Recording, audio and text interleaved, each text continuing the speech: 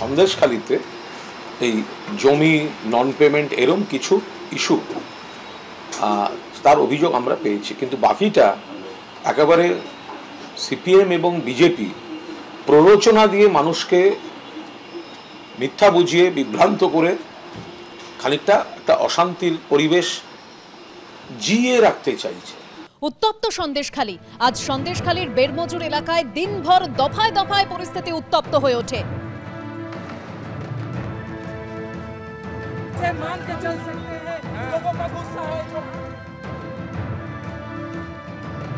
শেখ শাহজাহান ও তার শাগরেদরা গ্রেপ্তার না হওয়া পর্যন্ত সন্দেশখালী শান্ত হবে না, মন্তব্য করেছেন বিজেপি রাজ্য সভাপতি সুকান্ত মজুমদার।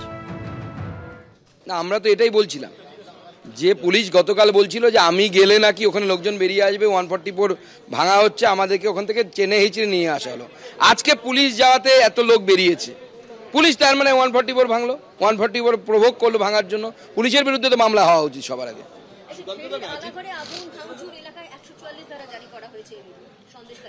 দেখুন, সন্দেশখালীতে যতক্ষণ না পর্যন্ত শেখ শাহজাহান গ্রেপ্তার হচ্ছে ততক্ষণ পর্যন্ত, এবং শেখ শাহজাহানের পুরো টিম এখনো গ্রাউন্ডে অ্যাক্টিভ আছে।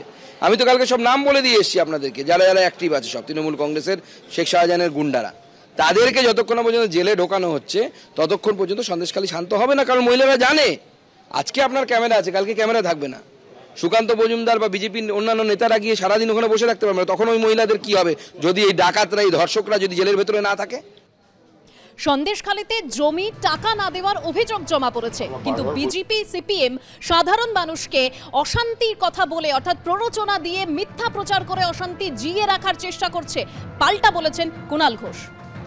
আমরা বারবার বলছি সন্দেশখালীতে এই জমি নন পেমেন্ট এরম কিছু ইস্যু তার অভিযোগ আমরা পেয়েছি, কিন্তু বাকিটা একেবারে সিপিএম এবং বিজেপি প্ররোচনা দিয়ে মানুষকে মিথ্যা বুঝিয়ে বিভ্রান্ত করে খানিকটা একটা অশান্তির পরিবেশ জিয়ে রাখতে চাইছে। আসলে বিজেপি সিপিএম তো সব হাত মিলিয়ে আছে, কংগ্রেসের একাংশ, তো তারা চাইছে ইস্যুটা জিয়ে রাখতে হবে। তো মানুষ যেখানে শান্ত হয়ে যাচ্ছেন সেখানে নতুন করে প্ররোচনা সৃষ্টি করার কিছু রটনা, কিছু প্রচার, তাদের সংগঠন যেখানে আছে সেখানে কিছু অতিনাটকীয় ক্রিয়াকলাপ, সেগুলো তারা করাচ্ছেন। নতুন ডিআইজি সাধারণ মানুষকে সুরাহা দেবেন, কিন্তু যখন এসপি ছিলেন তখন অভিযোগ শোনার সময় পাননি। নেতা বদল করে, অফিসার বদল করে লাভ হবে।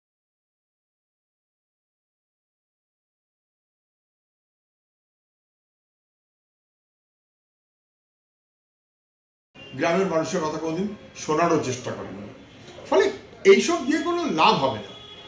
দল বদলে, অফিসার বদলে, লোক বদলে, নেতা বদলে এতে লাভ হবে না। লুঠেরা পার্টি তৃণমূল গ্রামে গ্রামে অশান্তির আগুন জ্বালিয়ে দিয়েছে, মানুষের বিক্ষোভ বাড়বে।